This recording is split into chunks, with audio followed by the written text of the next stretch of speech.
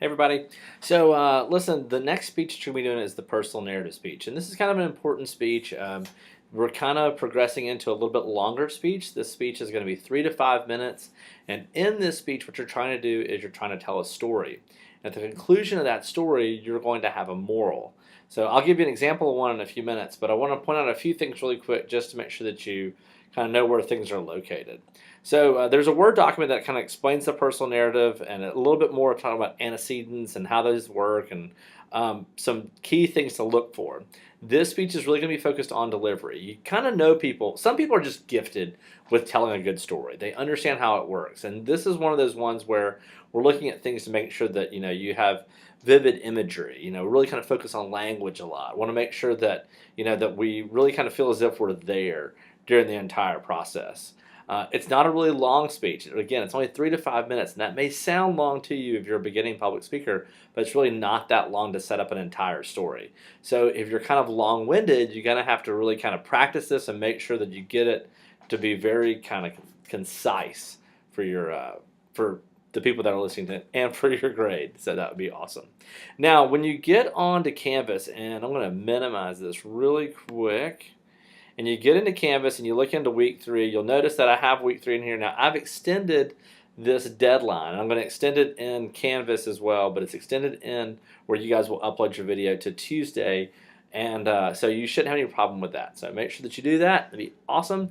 And then if you want to find the description of the speech, you can just click on this right here, and that will show you the Word document that I pulled up earlier. Also, this speech requires that you have an outline. This outline is not a very complicated outline. It's a pretty easy outline. I'll pull it up for you really quick so you can look at it. Maybe. And you can look at it as well. You'll notice it's not very long, and you can upload this outline when you're when you load your video. It'll ask you want to attach a document. You can attach that document as well. It's only really 3 Roman numerals, and if you have some subpoints, you can put those subpoints in as well. And you can read that. It should be only a half page, and this is what you should deliver your speech from.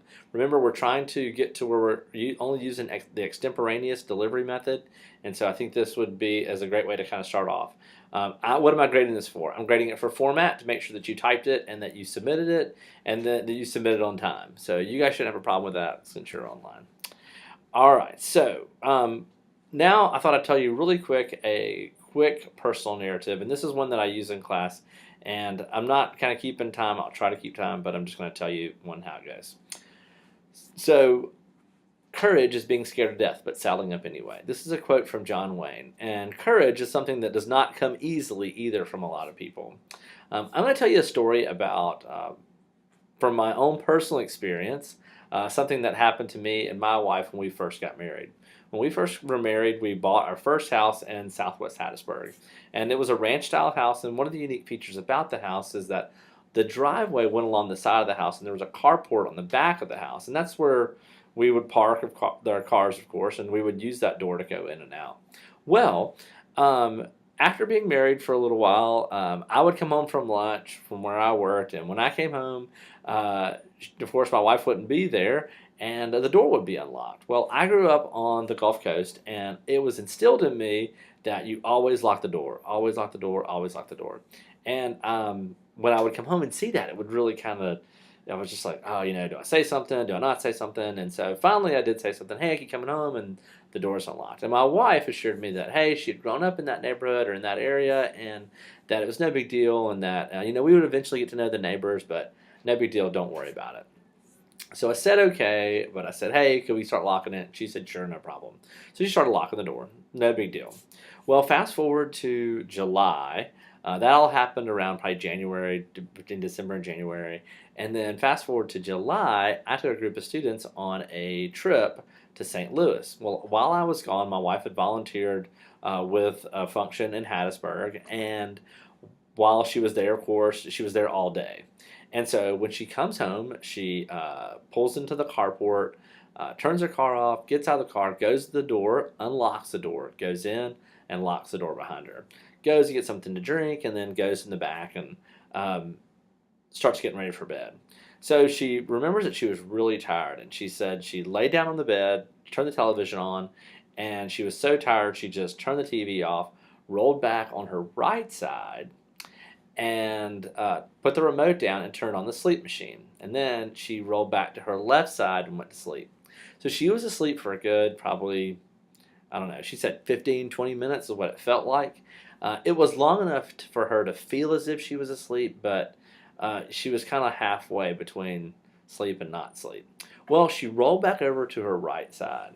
And she rolled to the right side. She was on the edge of the bed. And when she rolled over, she noticed this figure knelt down next to the bed.